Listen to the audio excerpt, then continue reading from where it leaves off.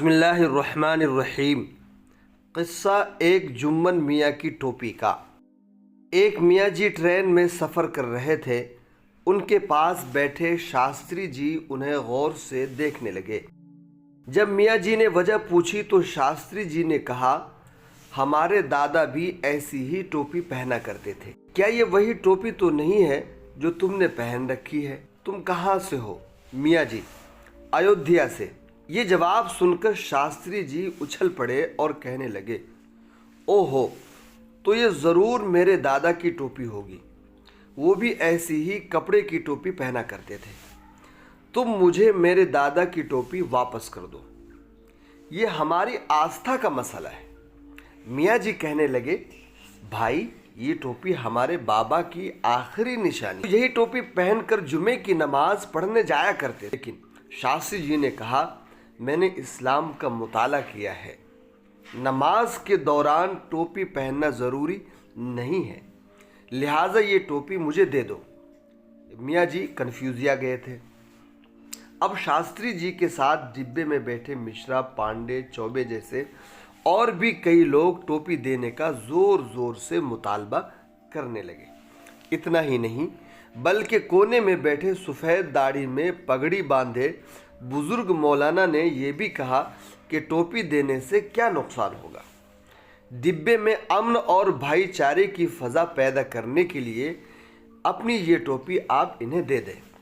اسی وقت ایک سادھوی اٹھی اور نعرے لگانے لگی، ایک دھکا اور دو، ٹوپی اتار دو۔ اس پر میاں جی ڈرنے لگے کہ کہیں یہ لوگ زبردستی میری ٹوپی کھینچ کر مجھے مار نہ دیں۔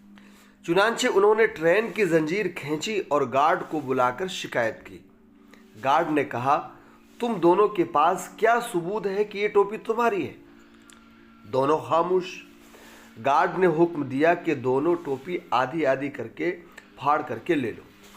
میاں جی اپنے والد کی ٹوپی پھٹی ہوئی نہیں دیکھنا چاہتے تھے اور ڈبے کے خراب ماحول کو بھی محبت میں بدلنا چاہتے تھے۔ اسی لیے تنگ آ کر میاں جی نے ٹوپی اتار کر شاستری جی کو دے دی۔ ڈبے میں خوشی اور جوش کا ماحول تھا۔ کچھ لوگوں نے چیخ کر کہا کہ ٹوپی ایک جھانکی ہے، ابھی کرتا اور پاجامہ آنا باقی ہے۔ اب ایسے نعروں سے جمن میاں کے ہوش اڑ گئے، کیونکہ یہ نعرے اب حقیقت میں بدل رہے تھے۔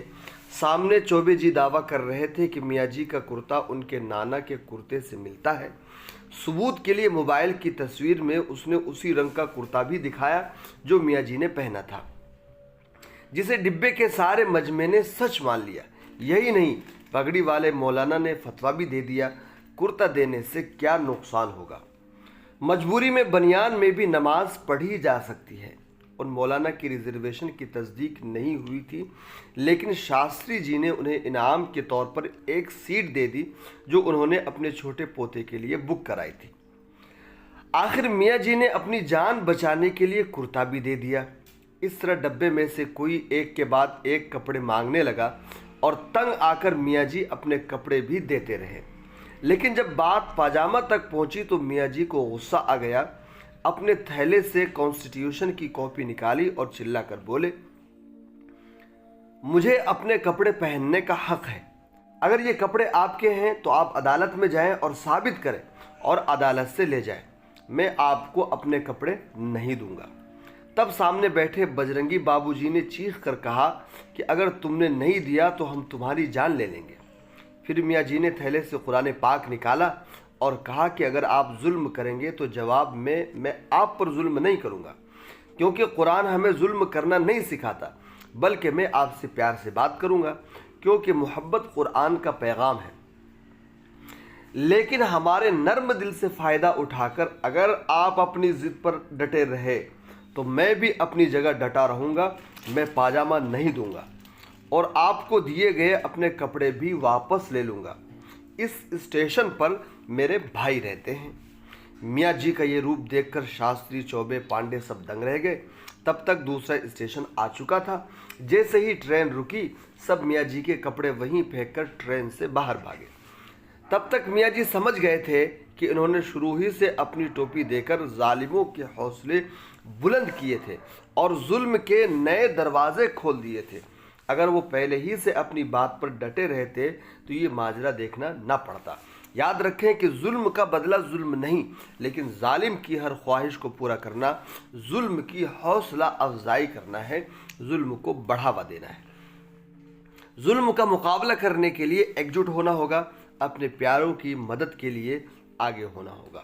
دوستو، یہ کہانی کس لیے لکھی ہے مجھے اس بارے میں کوئی علم نہیں ہے۔ یہ کہانی میرے پاس آئی تو میں نے اس کو تھوڑا ایڈٹ کر کے اس میں کچھ ضروری باتوں کا اضافہ کر کے آپ کے سامنے پیش کیا ہے۔ اگر یہ کہانی آپ کو پسند آئی تو لوگوں تک ضرور شیئر کریں۔